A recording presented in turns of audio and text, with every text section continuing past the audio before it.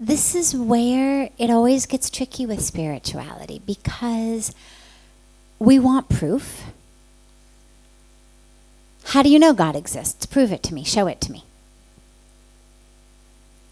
How do you know there's reincarnation? Prove it. Well, the dilemma with this is obvious. You can't. I mean, we can know that God exists through God on earth. If I say to you, prove to me that electricity exists. Show me electricity. Well, you could say, well, see, it's coming through that light in the form of light. It's coming through the fan in the form of air. It's coming through the microphone in the form of sound. But none of these is actually electricity. This is sound. That's not exactly electricity. It's light. That's not exactly electricity. It's air. But through these, we're able to understand there must be something powering them. That's the electricity. So in our world, when you look at creation, when you look at the brilliance of creation, I'll tell you something. Let's stick with science for a moment here. So modern science as we know it in laboratories, has been going on for at least several hundred years. A long time. Science prior to laboratories like that has been going on for thousands of years. I mean, there's Vedic science. Botanists, experts on plants, could tell you exactly what a leaf is made of. They could tell you in this particular leaf, so in a clover leaf, let's say, here's how much carbon you have, here's how much hydrogen, here's how much nitrogen, here's how much oxygen, here's how the molecules are bonded together. They could do demos for you with styrofoam and sticks and whatnot, this type of bond, that type of bond. And yet, despite thousands of years of science, despite having in our hands the very best laboratories and tools, you cannot create a leaf in a petri dish. I know exactly what it's made of. I can do it with styrofoam and sticks. I can do it on paper. Give me all the materials I need. Give me all the carbon. Give me all the nitrogen. Give me all the hydrogen. I still cannot do it. Why? Because I cannot create life in a petri dish. After all these years of God knows how many billions of dollars in the best laboratories all over the world, they can't create a mosquito or a leaf. The very best that we've gotten to, the very best, is we can play with genetic information that already exists. And in some very advanced laboratories, we can make Xerox copies of it. No one can actually create life in a petri dish.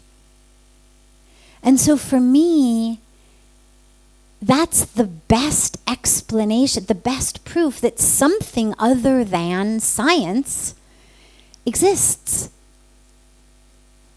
There must be a knower. Because we're pretty smart. Science has gotten pretty advanced. We can do a lot of things. But we can't even make a leaf? Not even a mosquito? After all these years? We cannot breathe life into something. And so there is something, and it doesn't matter what name or what form, it doesn't matter how you conceive of God, but there is a capital P planner, shall we say.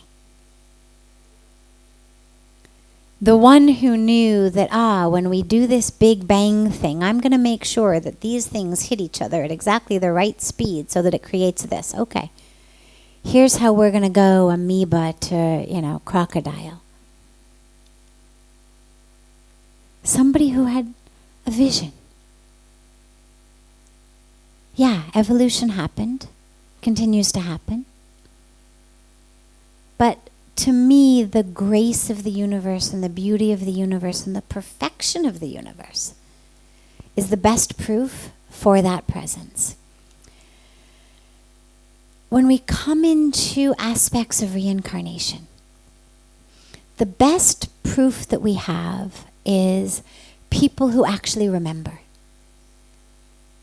There's a lot of cases, a lot of stories of children who remember and who they take them back and they verify, and it's exactly true. On that block, in this room, in this cupboard, there is my toy train. And lo and behold, they show up at the house and there's the cupboard, and yeah, they did lose a son 7 years ago, and yeah, the mother couldn't bear to get rid of his toys and kept the train. There's been so much evidence like this. But for me, lastly, the other piece of it is, it's the only thing that makes sense. If there's a planner, if there's a plan, if there's a purpose, that only works if we get to keep going till we get it right. This one strike, you're out doesn't work for me.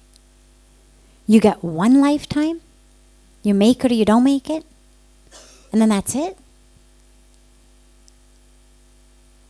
Really? I mean, in all the compassion and all the infinite wisdom and all the infinite planning and all the infinite possibilities, you get one chance and that's it? It doesn't fit with my concept of God. Sure, of course, we get to keep coming back. We get to keep trying again.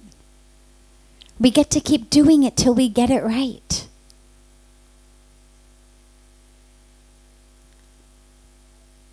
So either, whichever explanation works for you.